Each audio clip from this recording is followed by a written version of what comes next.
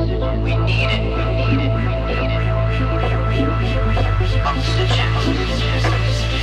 It's why we breathe.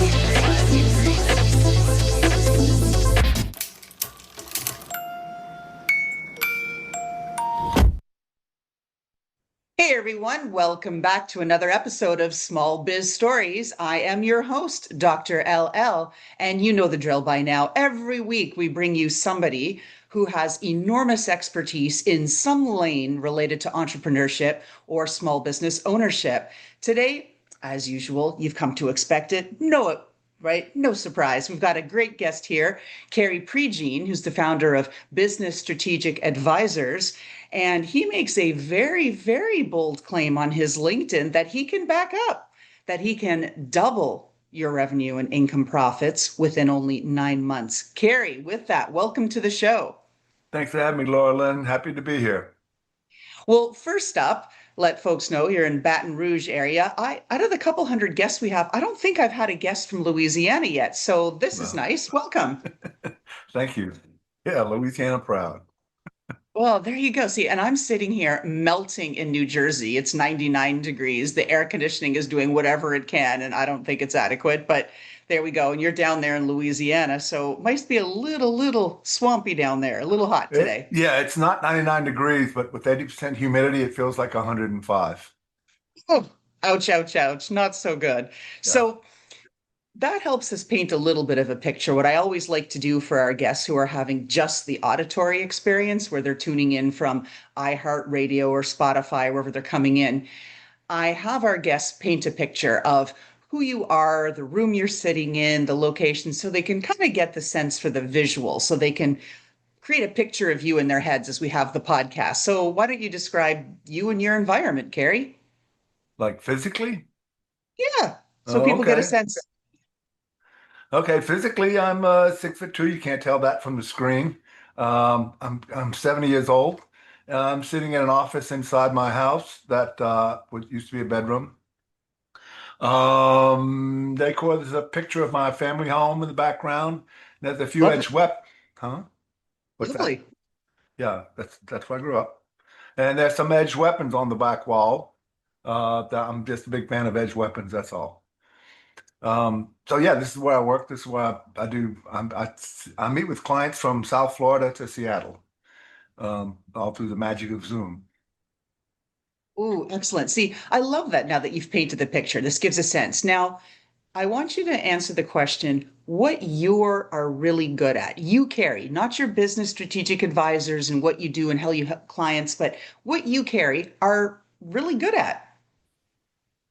Well, I'm really good at helping businesses, um, not just get to the next level, which a lot of business owners talk about, but really kind of have a vague idea about, but really become a source of a lot of satisfaction for the business owner in terms of the amount of money that it makes, the culture that it has, the amount of time that they can take off, the compensation it affords them, the lifestyle.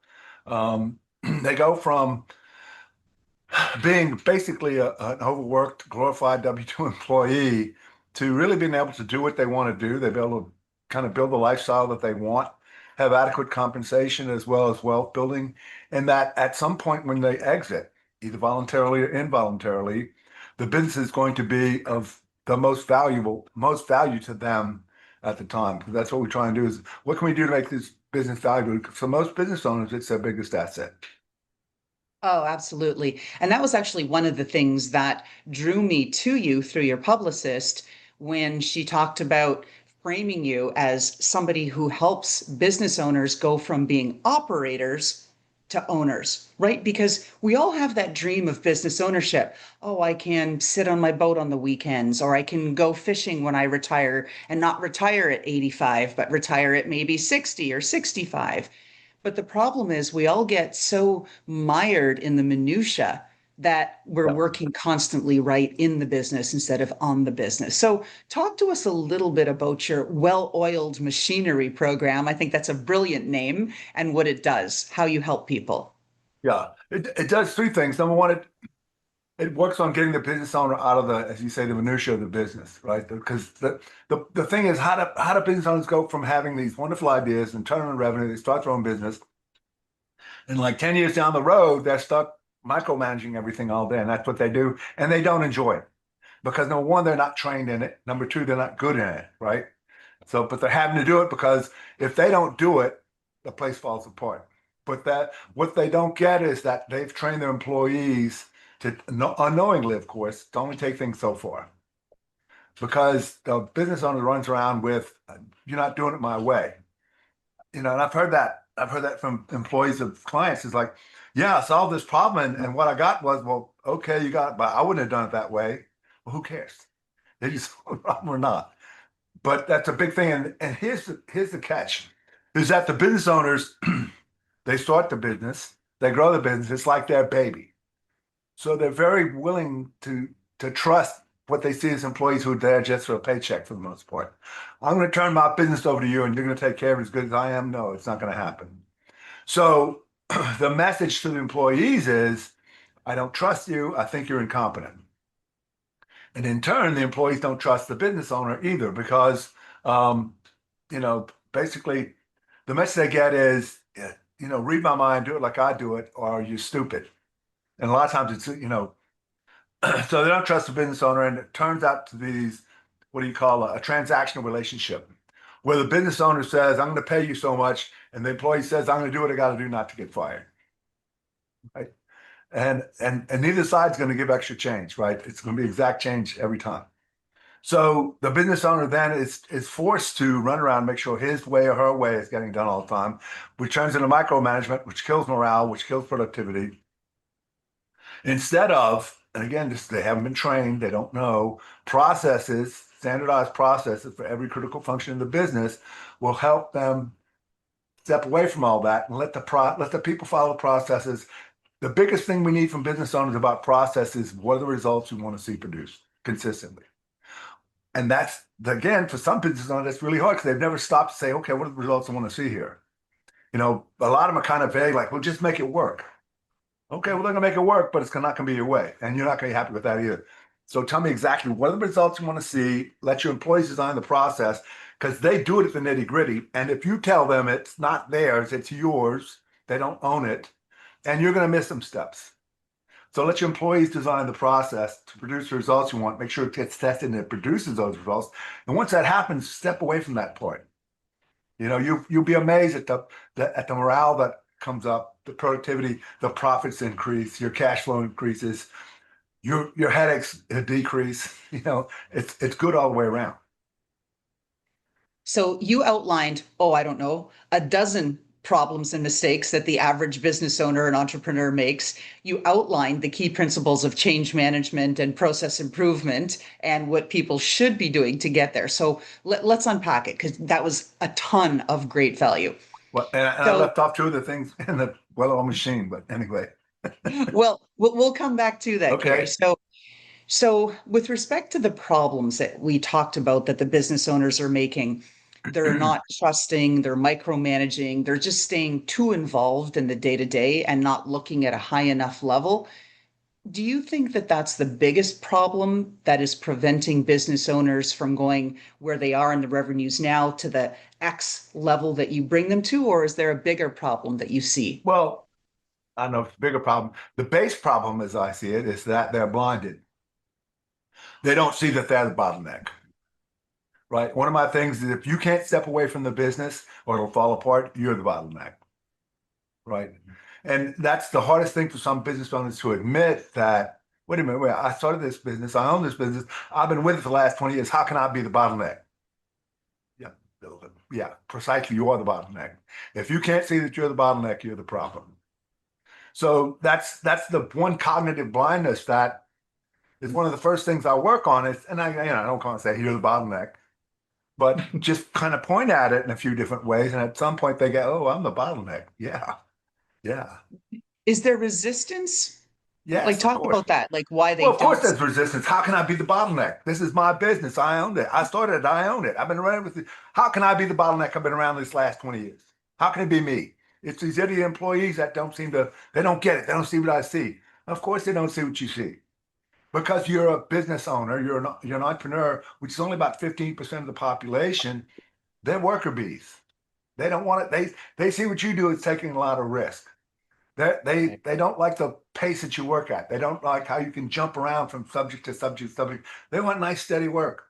And they want rules. They want guidelines. They want to know what's expected. They want to know how it's done. Whereas you're like, just make it work, right? They don't want to, you're very extroverted. You're going to be good with people. You can establish relationships quickly. That's one of the things that helps you be an entrepreneur. Whereas most of them, they're a little reserved. They want to see who you are before they trust you, before they open up. But what you have to do is you have to build trust with them. It's nothing you can do overnight. And one of the first ways you can build trust with employees is to demonstrate that you care about them. That's one of the elements of trust is, do you care about me? If my concerns aren't equal in your mind to your concerns, or maybe my concerns don't mean anything, why should I trust you? And trust is an essential element in the coordination of action between human beings. And if you thought I was some psychotic axe murderer, you wouldn't want to be in the same state as me, right? Correct. So if as an employee and all the message you get from your employer is you're stupid and I don't trust you, um, they're definitely going to get, you don't really care about them. Instead of asking, hey, how you doing? How's your family? How's that hobby of yours? You doing all right? Do you need anything else to do the job? Do you need training? Are you missing anything? Just how things going. Demonstrating that you care. Now again, somebody's like, well, I have 2 employees. How can I do it for all of them? You can't. Not in a practical level. But you have a management team. If you have that culture with them, they'll have it with their people, and say with the supervisors, and the supervisors have it with their people. That's a culture that comes. Culture always starts at the top and rolls downhill. So if you say your morale is bad, your productivity is bad, everything, whatever's bad about your business, that's your fault. All the good stuff with your business, that's your fault too, right? Your business is a perfect reflection of how you run it. And so I want to dig into that a little bit because you do support businesses across the entire country and made some comments about asking employees how they are building the trust. Where I'm seeing things is a little different. And I've been doing research for the last few years for my book on how to manage people who don't give up. And so the challenges, especially here in the Northeast, the New Jersey, New York area, people don't want the team experience. They want to get in, they want to get it done, and they want to get out. And I'm wondering if you're seeing, just by virtue of where you're located in the South, and we all know Southern hospitality and culture and how that's really still entrenched and being so important, or are you seeing geographical variation where maybe like in the Northeast, no, they don't really care. You just got to give them the paycheck and give them the work and make them feel valued. Well, yes and no. The big thing I see with business owners who really engage their employees, who not just engage them, but empower them, Ah, that's have different. learned how to have adult conversations, empowering conversations. In other words, if you have somebody that really seriously is committed to, I'm just here for the paycheck, I'm here to do the minimum and go home, you probably need to replace them. What you're looking for are people that, well, first of all, you have to have a bigger vision than yourself. You have to want something that's about being a big contribution in the future or now and into the future. And you want people who are drawn to that vision to follow you. You want to be a leader. You don't want to be a manager, because if you're an entrepreneur, you're going to be a bad manager. So you want to be a good leader, and good leaders, one of the first things you look for if you're a leader is, do you have any followers? Because great leaders have followers, right? So employees don't count. Okay. I mean, they can be an employee and a follower, but a follower is there not for the paycheck. They're there because there's something for them in your vision. Maybe it's their vision inside your bigger vision, right? So you have to have, it can't be just about you. And what most people get, most employees get is my company, my profits, my revenue, my cash, my wealth, my, what's in it for them? Oh yeah, you get a paycheck. Okay, I'll give you my minimum effort for that. So you have to go beyond. Again, I come from baby boomers. The traditional thing is, here's your paycheck, do your job. And don't ask questions. When I give you an order, you do it. And that doesn't work anymore, right? Especially with the younger generations that are in the workforce now. They're not gonna stand around that more than about 2 seconds. Now the downside of the younger generations is they always want to do something that's meaningful and contribute to the world, and they want to be CEO in about 2 years. They very much they're not into quote paying their dues and learning the stuff. I mean, there was this young lawyer that at any one time, brilliant kid, got a full ride to undergrad, got a full ride to law school, graduated the top 10% of his company, went to work for a very prestigious law firm down here. And after about a year, he says, I think I want to go back to being a bartender. I was like, what? Wow. He said, yeah, all they had me doing is grunt work and all this, case research and writing briefs and stuff. I said, that's what lawyers do. I said, this company, they were handling like $500 million lawsuit between international businesses. I said, if you went into the courtroom, you went to a federal courthouse right now and tried to take on the opposing counsel on this $500 million law firm, what do you think they'd do to you? They'd carve you up and serve you up for dinner is what they do to you because you don't have the experience. You need to learn the grunt work. You need to have the writing the briefs, doing the legal research, all that kind of grunt work stuff. It's because law school did not teach you how to be a lawyer. Law school gave you a good vocabulary so that you'd be trained to become a good lawyer. Same thing with accounting, same thing with engineering, same thing with medical field, all that. They give you a good enough vocabulary where you can be trained well to do. You don't come out of higher education really knowing how to do a whole lot. Anyway, so yeah, but that was my experience with the not even Gen X. I'm not sure what he is. But it's one of those new generations. He was looking for something fulfilling and worldly, and he wanted to be a contribution. All this scut work, as he called it, was just beneath him. Like, no. Oh, yeah. Well, now there's 6 generations in the workplace, and this is where there's a lot of conflict. And I help manage some of the training and communication across generations. So you've got the matures who are north of mid 80s. You've got boomers, yourself. Boomers gave birth to the millennials, who are the Gen Y. But in between the boomers and the millennials, me, I'm a Gen X. We gave birth to the Gen Z that comes after the millennials. And now there's the Gen Alphas that are 14 years old that just entered the workforce this summer. Wow. So I yeah, hadn't it's heard that hodgepodge. generation labeled yet. The alphas, huh?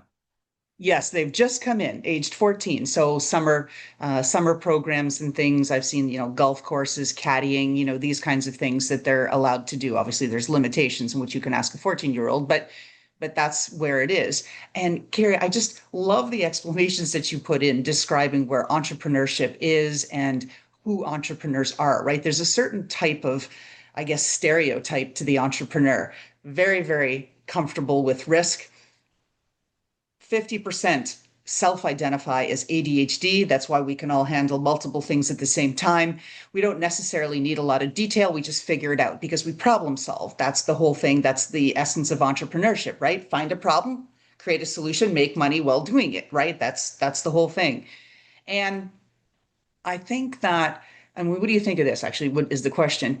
If we offered training that helped entrepreneurs speak worker speak and workers speak, workers helped understand sort of entrepreneur speak and behaviors, I think we might be able to find some better connections rather than all this friction because the entrepreneurs, you said, come in and say, do it my way. I know this works. And then the Right. workers feel insulted and devalued because they're like, we're doing the job. You don't trust us to do it well? How come we don't get to tell you how to do it better? Right? If we Right. could bridge that, what do you think would happen with training? Yeah. Well, again, that's what I mean by having adult conversations, right? In other words, the work relationship traditionally is more like parent to teenager. And you know how well that doesn't go, right? Yeah. Whereas if you have two adults, it's like, hey, this is what we're up to. This is the contribution I'm looking for you from you. And again, those aren't the exact words, but basically, this is what this mission, this project, whatever we're up to, this is what I need from you. This is your contribution. What do you think is your best way to do that? What do you offer? What can you do to solve this problem? What can you do to get this mission forward? That kind of thing, rather than here's what you do. Because if you say this is what I want you to do, that's yours, not theirs. If you ask them, what can you contribute? What do you see as bringing to the table? How do you see as solving this? That's theirs. They're going to own it. Because traditionally, something happens, and the boss calls a meeting. This is the problem. This is how we're going to solve it. And 6 months later, you're having another meeting about the same problem. Why? Because it was the boss's solution. Instead of asking for, how do y'all want to solve it? What's the problem? What are we missing here? What can we learn from this? What can y'all put together that we can fix this permanently? right? It's again, because my business, I started, I own it. I'm going to call the shots around here. And part of that, one of the most difficult things for some business owners to do is let their ego die, or at least Mhm. parts of it. Enough of their ego has to die to make room for the employees to step up. Or my expression is, you need to step back so they can step up. If you never step back, they will never step up. They will always be in that only goes so far mode. So you need to get their input. Well, yeah, but it's not their business. So what? They do their job at a granular level. You don't know half of what they have to do to get things done, right? Get their input, get them on board, get them to take ownership, right? You tell them what to do is that there's zero ownership there for them. And And when it that's just doesn't work, they don't care. right. They don't care. And then you, the business operator, continue to have to be on the business 24/7 because you haven't enabled or empowered your staff to be able to run it for you. So you can take a weekend off or do whatever, right? Yeah. It's Or that this, how about take a week off? wow, I How can't even about imagine.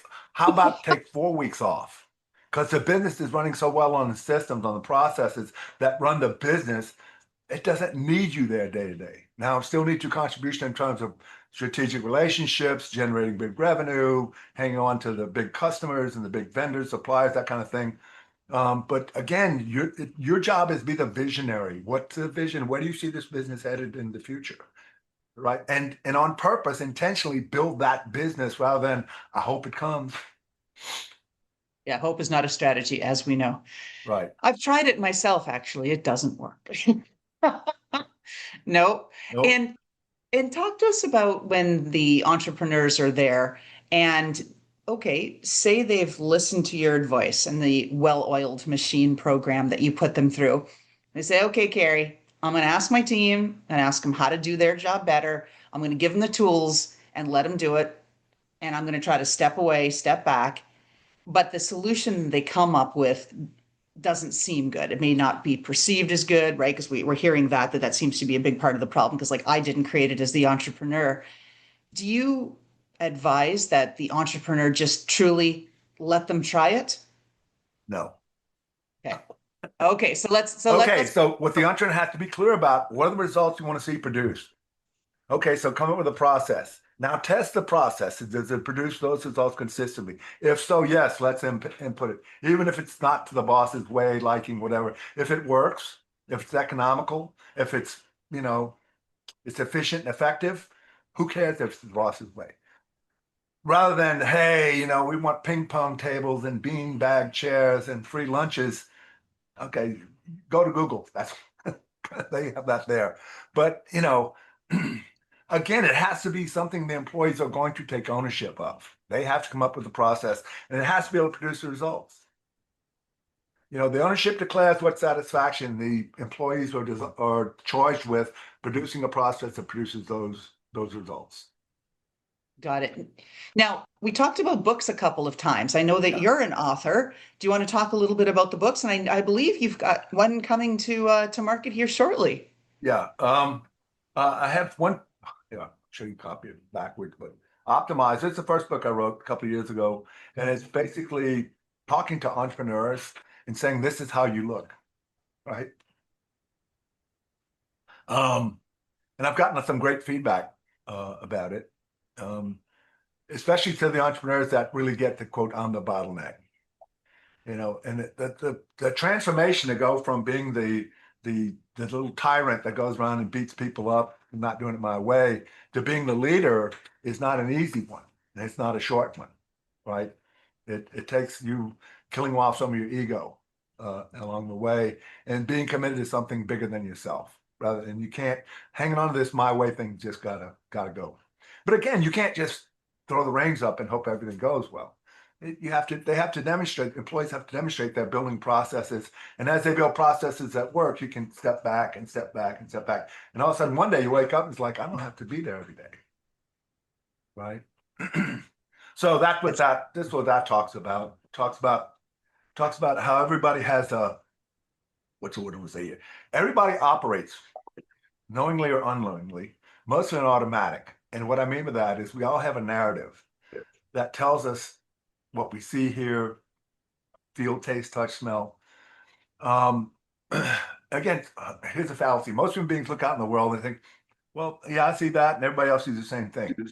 They might see the same objects, but their narrative is going to tell them probably a different story, at least a little bit than yours is, right?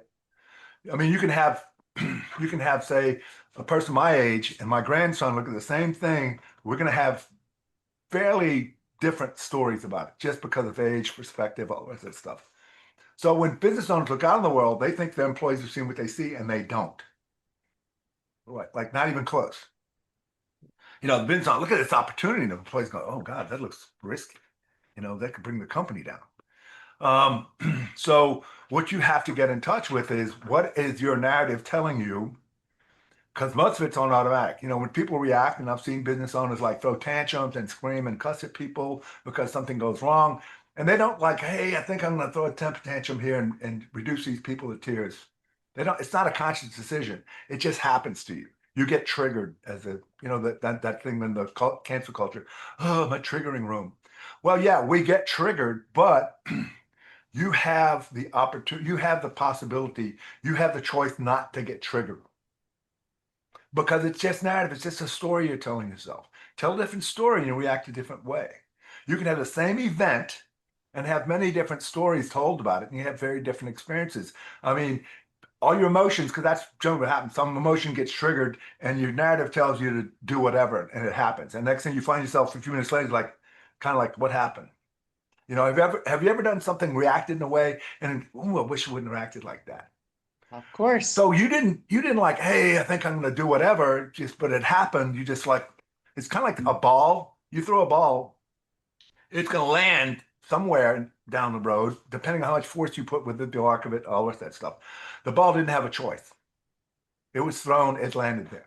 Same thing with your reactions. You don't know what's happening to you. It just gets triggered, you react, and boom, there you go. You find yourself there. So it takes being able to be an observer of that narrative, an observer of the observer that you are, to be able to start to gain control of that. And it's not an easy task. Generally takes a coach, generally takes time, um, to be able to examine all those things that we see about the world, especially the ones we hold really dear, you know, especially about our business. Oh, really? That's Oh, yes, right. this is so true. Oh, yes, this is the truth, not just true. It's the truth. Those are the ones that generally cause us suffering because we have no flexibility there. Oh, and you must just see so much. I mean, the experience coming through as you're speaking here. I know that you're also like a part-time SBA mentor and business transformation coach, and of course, helping folks with your business strategic decisions. I guess company. There's the word. Good enough. Like, what's the word? Company. I was thinking agency or firm, but you've got all of that and pulled together. Now, you've just said you've got a new book coming out. Can you tell us a little bit about that or when that'll be out? Yeah, it's at the printer right now. I think it's gonna be out in the next couple of weeks. It's called The Profit Strategist, and it goes over the 12 strategies that we use in the profit acceleration software that we use. Again, you talk about the beginning of the show, where we can help businesses double their net profit. And again, it can happen as fast as 9 months. It depends on how fast your employees implement their strategies. I don't do it. They'll say, teach a man to fish, feed him for a lifetime, give him a fish, feed him for a day. Well, I want to teach you how to fish. I want to teach your company, I want to teach your people how to implement these strategies so you're not dependent on me coming around doing it all the time. So it depends on how fast they can get to this stuff. And again, a lot of that's going to depend on how committed the owner is to this. If the owner's kind of like half-ass committed to it, they're going to be half-assed too.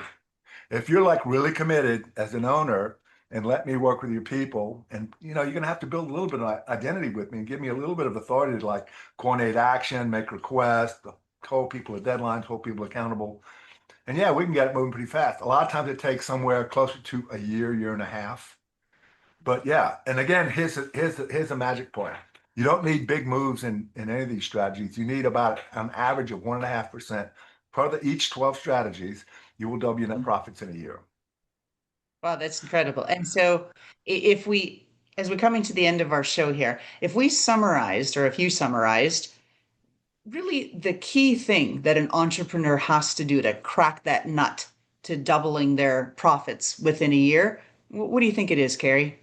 You have to be committed. And what I mean by committed is I accept no excuse that this does not happen, right? Because and again, in my world, you either have results or you have reasons why not. And the reasons why not, they're not cheap by the dozen, they're by the billions. The moon wasn't right. I wasn't feeling it. I was just on my biorhythm was off that day. My canary had a hangnail, something. That's always you can always come up with a reason why not. The people who are rigorous that commit to producing results, no matter what, are the ones that are going to win. Because it's easy to quit. It's easy to find a reason why not. I didn't go to the gym today because I just wasn't feeling it. I was tired. I kind of had a cramp in my leg, and you can rationalize your way out of it. Instead of I went to the gym because I'm committed. Same thing for your business. Are you committed to your business? Implementing these strategies, doubling net profits in a year. If so, you will make sure that your people engaged in that and that they know that this is important to the business and this is priority for the business and for them. But again, you got to have an adult conversation about it. You can't do this because I said so. Because guess what? Then they'll really drag their feet. Oh, for sure. So, I mean, to me, a big part of everything in life really is about commitment. What are you committed to? You committed to your commitments or you committed to your reasons why not? And here's the secret. The world pays us for the results we produce. Nobody cares about your reasons why not.